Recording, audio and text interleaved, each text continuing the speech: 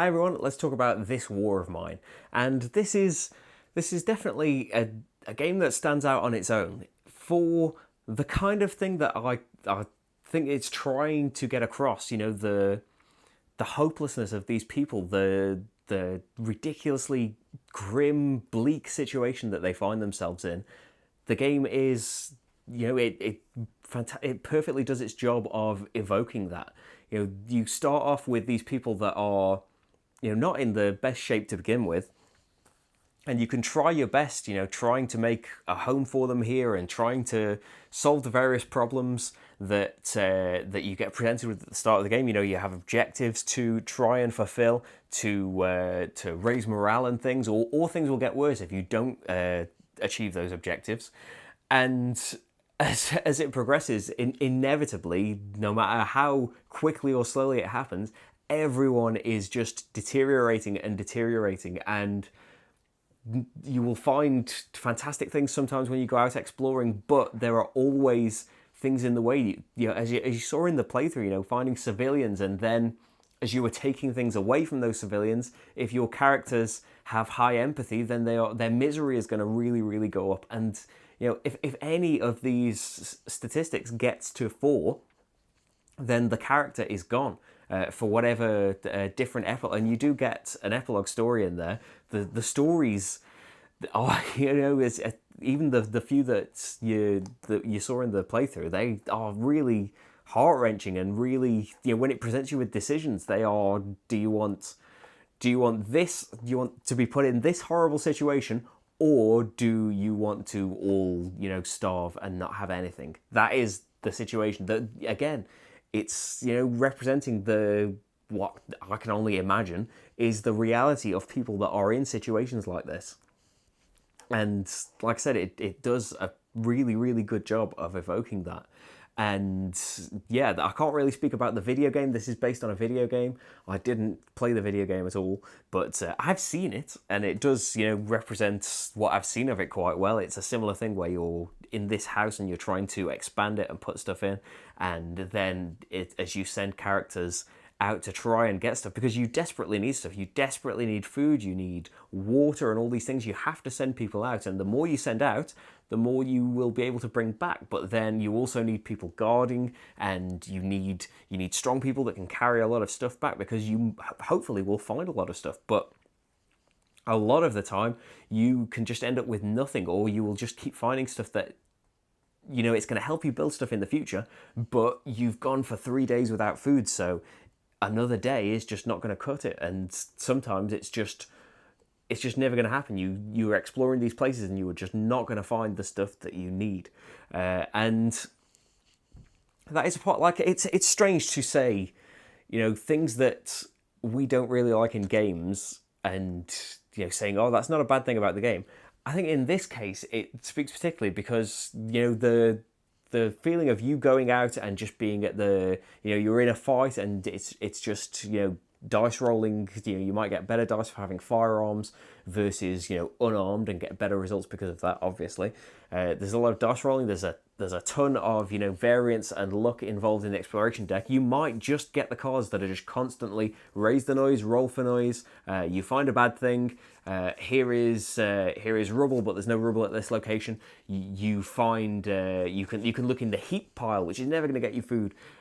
You can just get exploration times that are they're really short, and it's just, okay, we're in a really terrible situation here. We can't afford to take any wounds, so we're just going to have to, rather than roll for noise again, we need to give up these cards, and so we're going to find nothing. So inevitably you have to roll, and then you will find people, and you'll get in fights and things. Things go terribly wrong incredibly often in this game, but more than any other game where it's just a mere complaint of randomness rules or anything. It's it seems intentional that this was supposed to happen, and you were supposed to feel like that.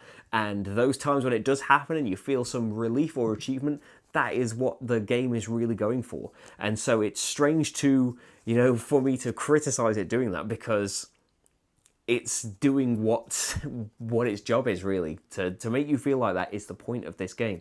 And we played it for We played it for 2 or 3 sessions as a 2-player game, and it does work. It's interesting how it works. You know, you have this, you have the book of script, and then there will be certain times where it has the next player symbol.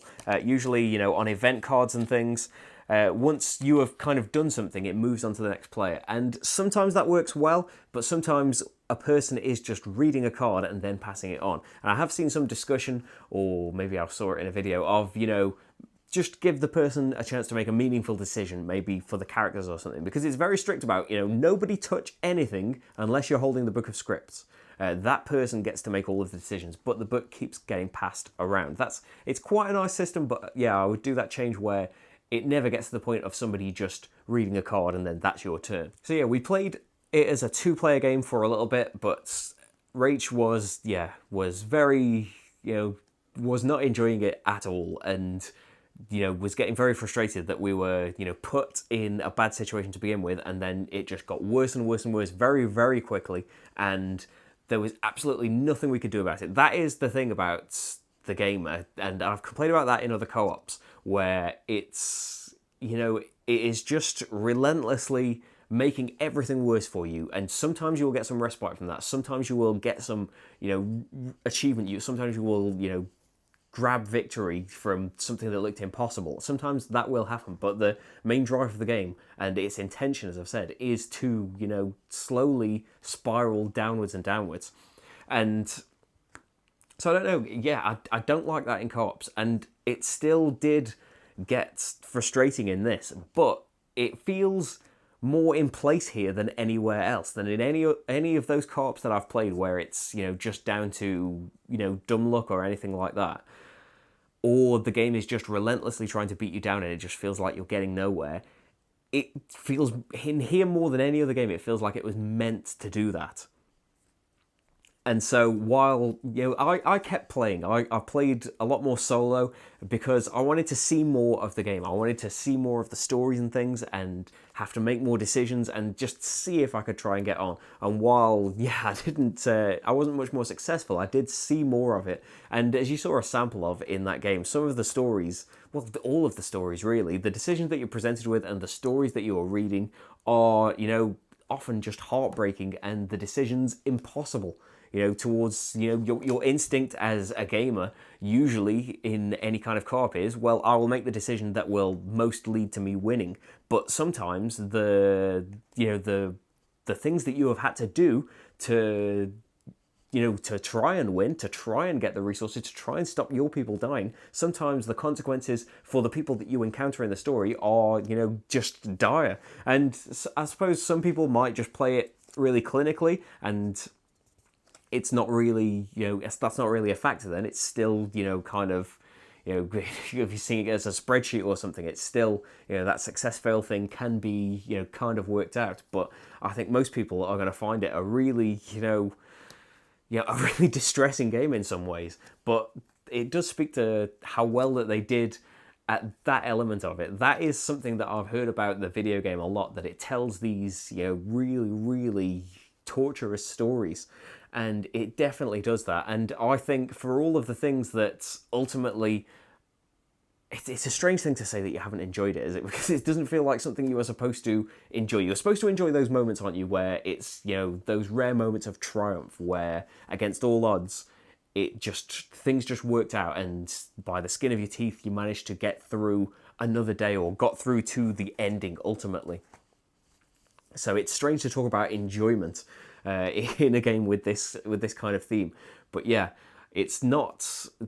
I'm glad that I've played it. I'm really glad that I've experienced it, and it's definitely something that, yeah, not that I would recommend, but if you got access to a copy or can get access to a copy, I would try it. That's what I wanted to do more than anything. I kind of felt from seeing the gameplay that I wouldn't really like it. It wouldn't really be for me.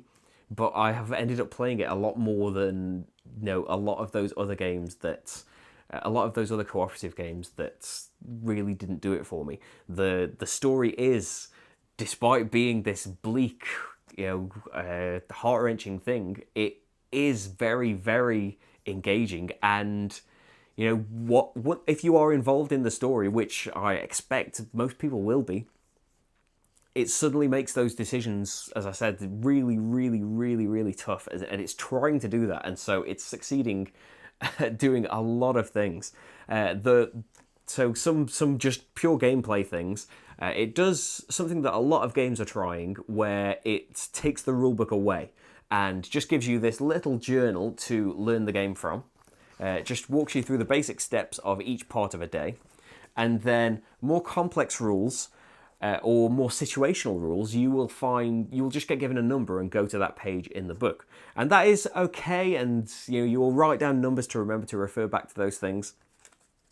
And I think it's good for, it's trying to draw in people that don't normally play board games, probably people that have played the video game and will want to, try their hand at this. A rule book is, a threshold that a lot of people just won't want to deal with and won't want to get past. So for that, it is really, really good.